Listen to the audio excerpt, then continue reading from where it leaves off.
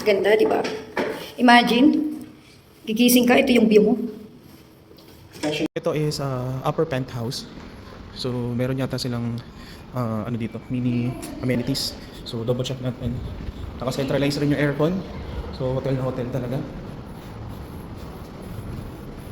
May game room. So pwede magtambay yan. Centralized aircon. Ayan, oh, ganda. Pwede magtambay yan. Oh. O sing. Mukhang madadalas ako sa'yo pag nang lumipat ka dito. Ayun oh, runway.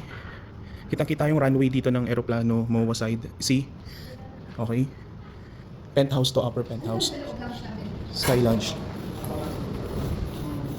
Billiard. Ano to, may bayad? Reserve lang. Papa-reserve lang.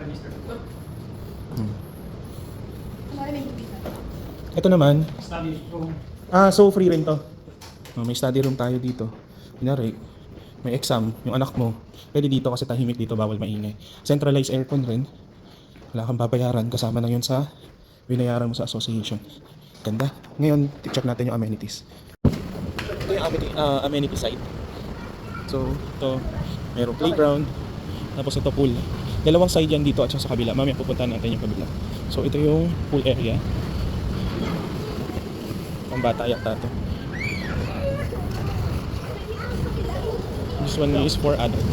Ayan. Parang nasa hotel ka talaga. Mamaya double check natin yung kabilang side naman. Ito yung itong left side, right side pupunta tayo.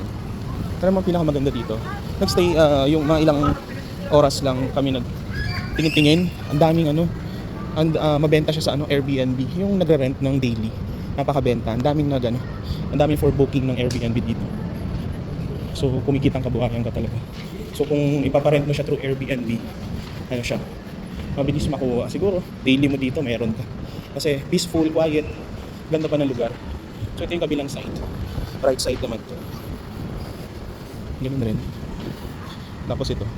Ayun. So syempre pag nagpa-Airbnb ka, kasama na yung amenities dito. Napakaganda. Goods na goods ako dito.